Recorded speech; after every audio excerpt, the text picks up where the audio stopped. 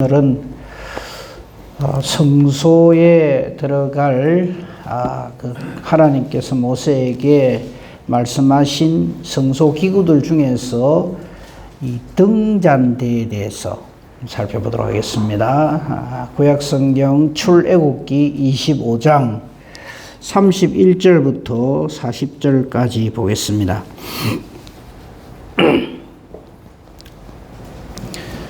구약성경 120페이지입니다.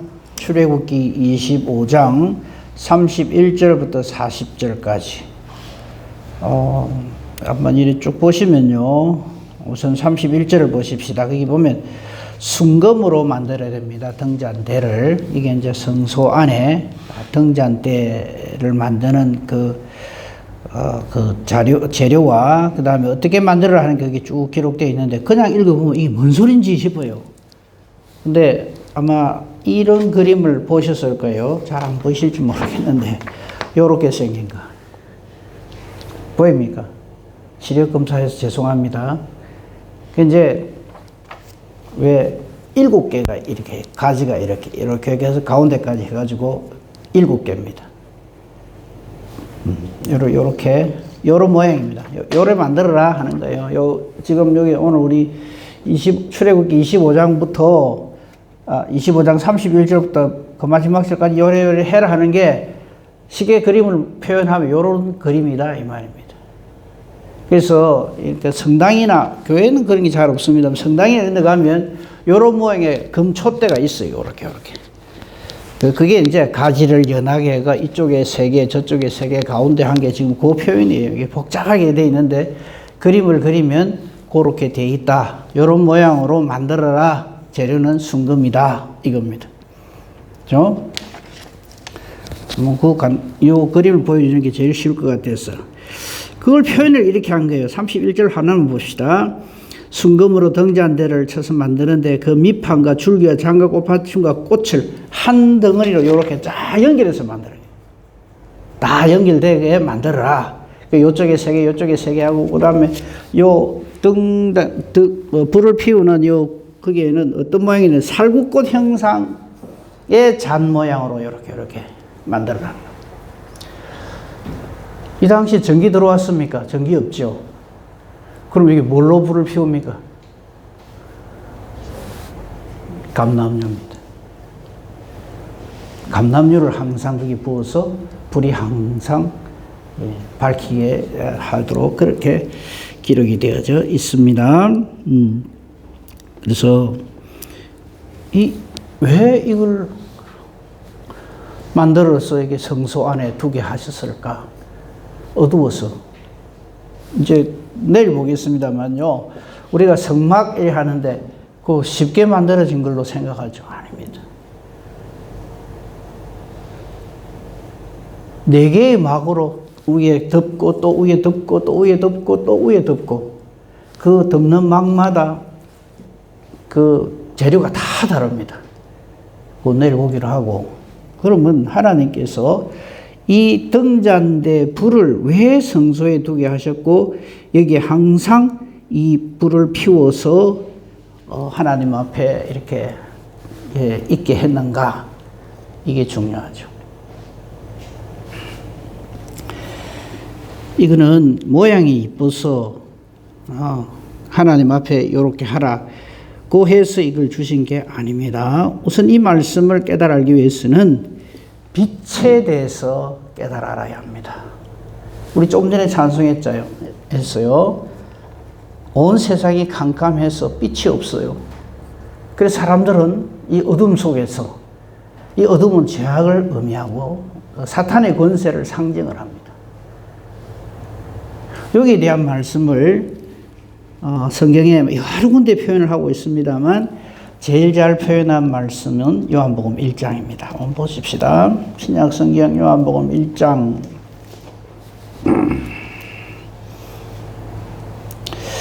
신약성경 142페이지 좀 보면 나옵니다. 1장 4절 보십시다. 태초에 말씀이 계시니라부터 시작되는데요. 이게 정말 진리의 말씀을 우리에게 알려주신 것이죠. 이 계시의 말씀이 없으면 우리는 예수님을 알 수가 없습니다. 이 세상은 전부 어두움에 있었는데 4절 그 안에 생명이 있었으니 이 생명은 사람들의 빛이라. 빛은 진리를 말하고 생명을 말합니다. 빛이 어둠에 비쳤다. 예수님이 이 땅에 오셨지만 빛이신 예수님이 이 땅에 오셨지만 어두움이 이 세상이 깨닫지를 못해요. 그리고 이 깨닫지 못하는 사람들에게 하나님께서는 세례 요한을 보내시죠. 그게 6절입니다. 하나님께로부터 보내심을 받은 사람이 있었으니 이 사람 이름은 요한이라. 이 사람은 이 빛에 대해서 증언하러 왔습니다. 그게 7절이죠. 그가 증언하러 왔으니 곧 빛에 대하여 증언하고 이 빛을 증언할 뿐만 아니라 모든 사람이 자기 즉 세례 요한으로 말미암아 이 빛을 예수님을 믿게 하려고 하는 것입니다. 그러나 분명한 것은 그는 이 빛이 아니고 이 빛에 대하여 증언하러 온 사람이다. 참빛 예수님을 의미하죠. 이 세상에 와서 각 사람에게 비추는 빛이 있었고 그가 세상에 계셨다. 자기 땅에 왔지만 자기 백성이 영접 아니했다. 그러나 우리는 빛이신 생명이신 진리이신 예수님을 우리는 이 말씀을 통해서 하나님께서 알려주신 이 계시의 말씀을 통해서 우리는 빛이신 예수님을 분명히 깨달아 알게 되었고 주신 믿음으로 말미암아 그 예수님을 우리의 흑암 가운데서 헤매는 우리들에게 생명의 빛으로 오신 분이다 하는 것을 성경은 증거하고 있죠. 그걸 의미하는 겁니다. 그래서 성소에 등잔대 역시 이쁜 모양으로 순금으로 이렇게 예쁜 모양을 요거 하나 갖다 놓으면 그게 하나님을 기쁘시게 하는 게 아니고 모든 성소 그 자체가 성막 성전 그 자체가 예수님입니다. 그리고 그 모든 기구들은 예수님의 의미, 예수님이 하신 일을 상징을 하는 겁니다. 그래서 이 세상에 빛이 없는 이 세상에 빛으로 오신 예수님이다 하는 것을 의미하는 것이죠. 그리고 안 찾겠습니다. 요한복음 여러 군데서 나는 세상의 빛이라 예수님이 스스로 밝히 증거를 하고 있는 것을 우리는 봅니다. 그렇죠? 우리 잘 아는 말씀이 있죠. 시편 119편 105절에 보면 주의 말씀은 내 발의 등이요 내 길의 빛이다. 우리 한치 앞을 모릅니다. 어느 길을 어떻게 가야 할지. 그럴 때 우리의 발을 비춰주시고 걸어가야 할 이 인생 길을 환히 밝히 보여주시는 그 등이 되시고 빛이 되신 하나님의 말씀. 그 말씀이 육신이 되어서 우리 가운데 오신 예수님. 이걸 깨달아 알아야지. 성소 안에 그 금으로 만든 그 가지가 7개 나와 있는 7개 그 감람유 부어가지고 항상 환하게 밝히는 그 기구가 있었대.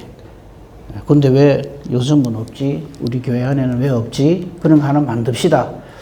그래 하라고 주신 말씀이 아니다. 빛이신 예수님. 거기에 대해서 조금만 더 살펴보도록 하겠습니다.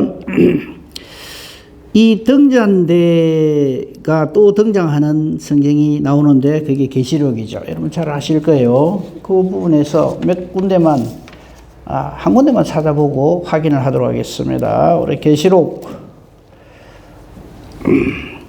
1장 봅시다. 계시록 1장에 보면 7교회가 나오잖아요. 그죠? 그 7교회를 이렇게 이 교회의 머리 되시고 주인 되신 예수님을 의미할 때 이 7금 촛대가 나옵니다. 그게 다 놔두고요. 1장 12절 한번 보십시다. 계시록 1장 12절 신약성경 한 400페이지 좀 보면 나올 겁니다. 계시록 1장 12절에 보면요. 이 요한 장로가 몸을 돌이켜서 자기에게 말씀하시는 그리스도십니다. 그게 1장 9절을 한번 보십시다. 나 요한은 너희 형제고 이렇게 쭉 해놔놓고 10절에 주의 날에 주일입니다. 주께서 부활하신 그날을 기념하는 그 주의 날에 내가 성령에 감동되어서 나팔 소리 같은 큰 음성을 내 뒤에서 들리는 음성을 들어서 요 에베소, 스무나, 버가모, 두아디라, 사데, 빌라델피아, 라오디게아 즉 소아시아 7교회 이제 7교회가 2장에부터 나오잖아요. 그죠? 그 7교회 보내라 하고 두루마리에 써서 보내라 하시기로 그 음성을 알아버리고 돌이킬 때 일곱 금 촛대를 보았다. 이렇게 기록되어 있죠. 그리고 그 일곱 금 촛대 사이에 인자 같으니 예수님을 의미하죠. 예수님께서 거기에 팔에 끌리는 옷을 입고 가슴에 금띠를 띠고 이렇게 예수님에 대한 그 표현이 거기 나옵니다. 그리고 16절 그의 오른손에 일곱 별이 있고 그 입에는 좌우에 날선 금이 나오고 그분이 바로 빛이시라 하는 것을 쭉 의미를 하는 말씀들이 기록되어 있습니다. 그 20절 보면요. 네가 본 것은 내 오른손에 일곱 별의 비밀 곧 일곱 금 촛대라. 일곱 별은 일곱 교회의 사자요 일곱 촛대는 일곱 교회니라. 즉 이 등잔 일곱 금 촛대가 바로 교회를 상징하는 것이다. 그 교회가 뭘 어찌해야 된다는 거야. 빛이신 예수 그리스도를 증거하고 밝히 보여야 된다. 이런 의미가 되는 겁니다. 그리고 2장에 넘어가서도 이게 계속돼요.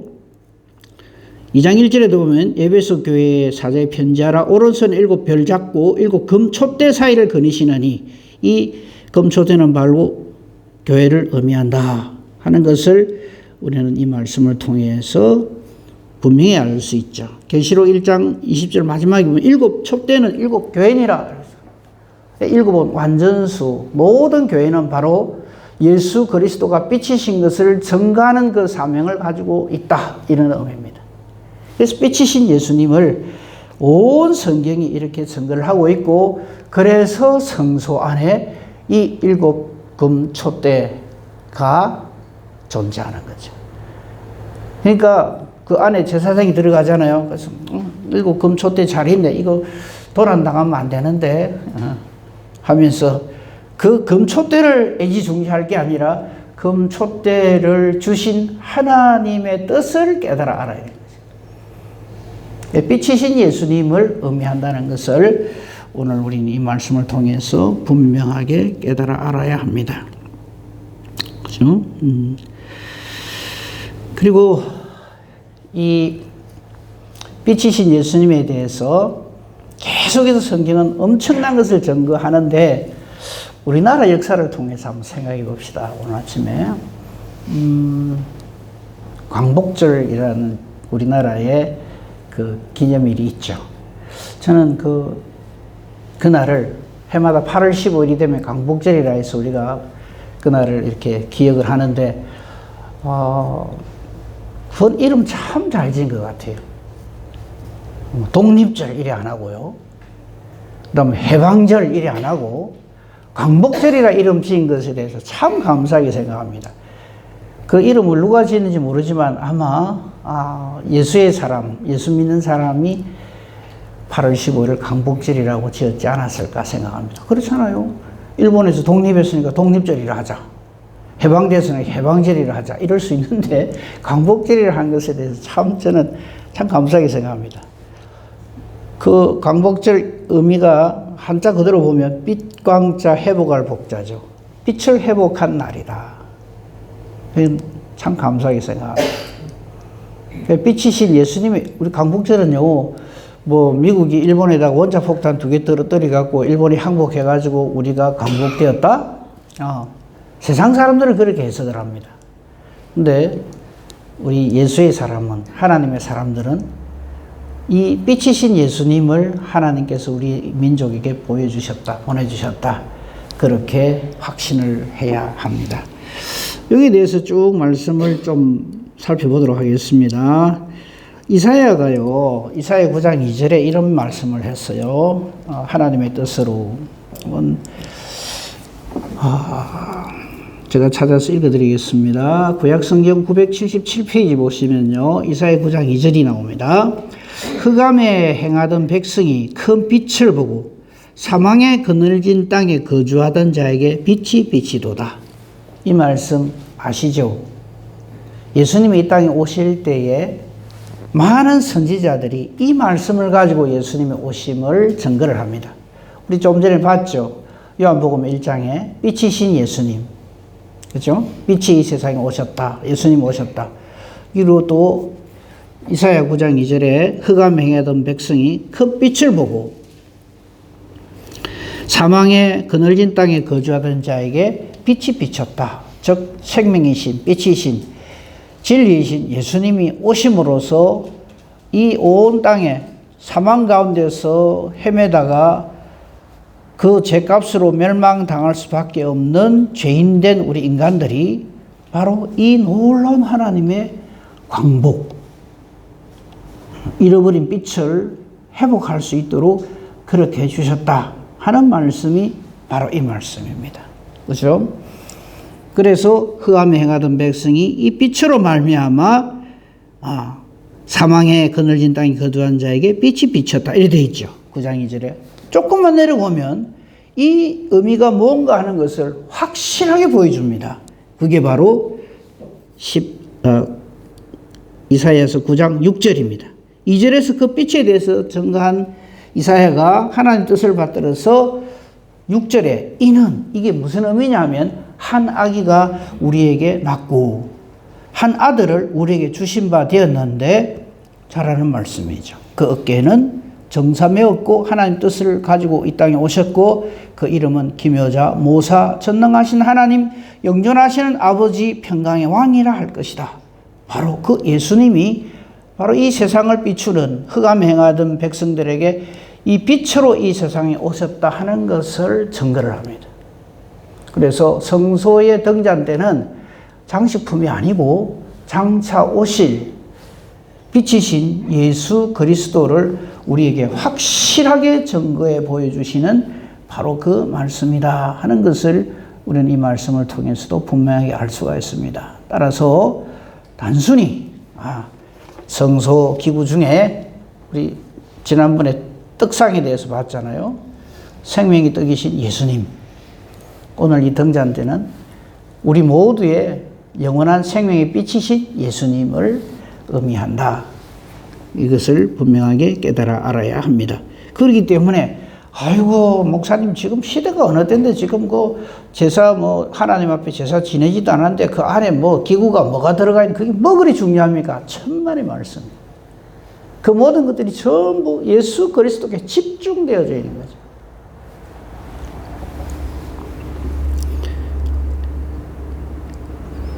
이 말씀을 그대로 따와가지고 아기 예수님을 안고 하나님 앞에 영광을 돌린 정말 복 있는 정말 지혜로운 하나님의 사람이 있었어요. 그 사람을 한번 찾아봅시다. 만나봅시다. 누가복음 2장 갑시다. 누가복음 2장에 보시면요.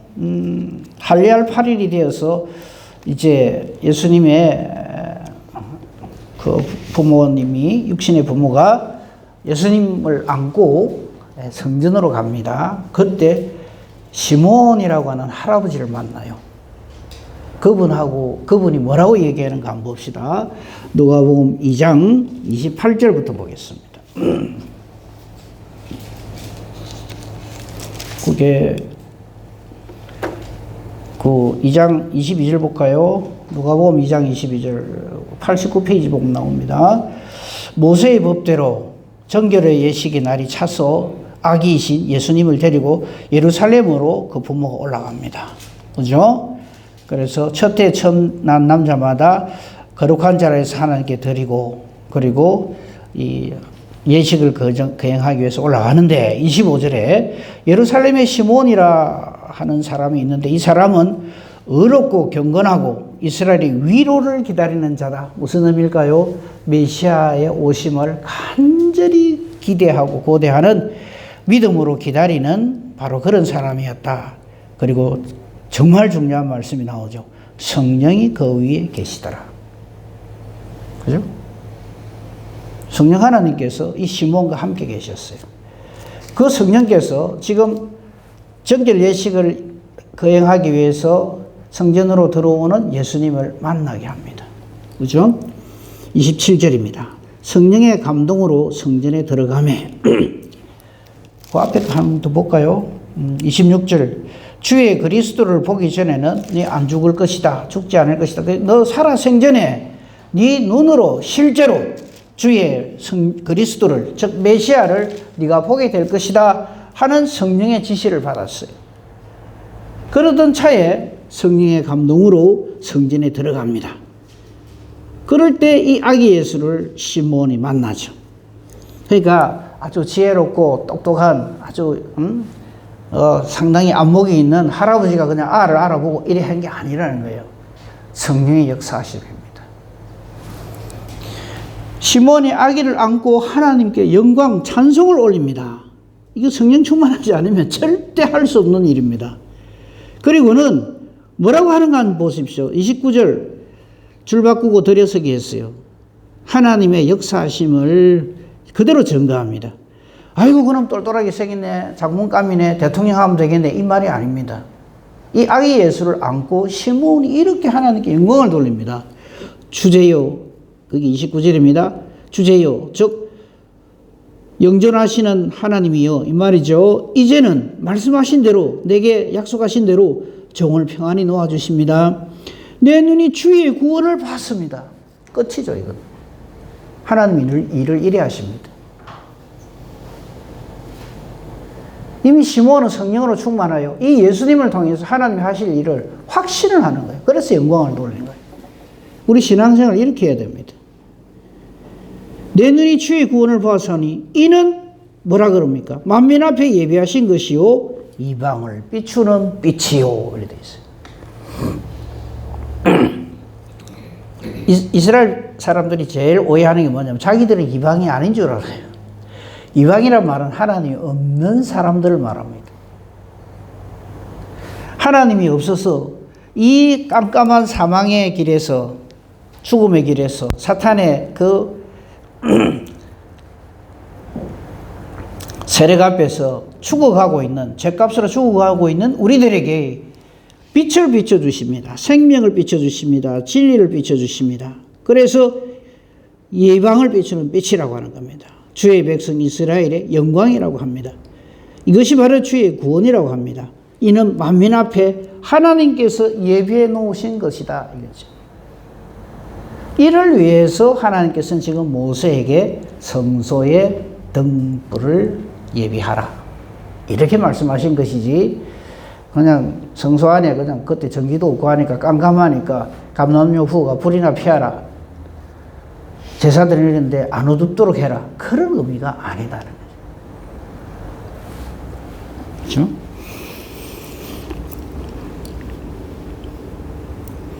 이 시몬의 이 예언의 말씀대로 모든 사도들, 예수 그리스도의 제자들과 사도 바울을 비롯한 모든 예수의 증인들이 이 성령의 권능을 받아서 이 빛이신 예수 그리스도를 증거하는 것이죠.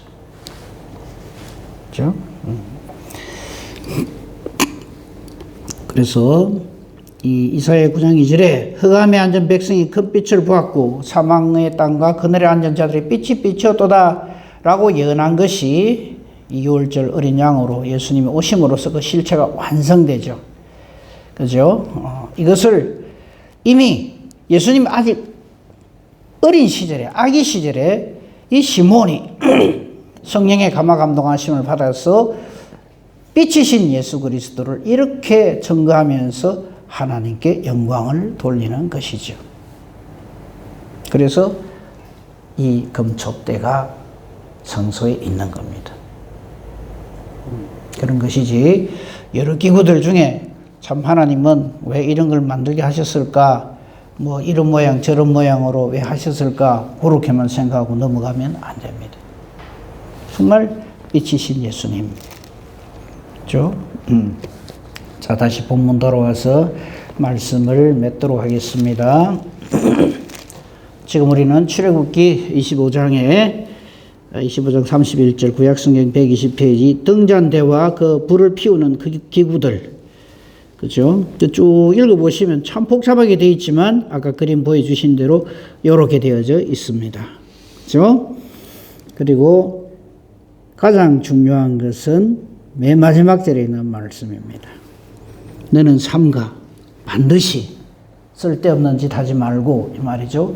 이 산에서 내게 보인 양식대로 할지니라. 아멘. 그래서 우리의 믿음은 순종입니다. 내가 이래 하고 내가 저래 하고 내가 이렇게 열심을 내고 헌신 충성하고,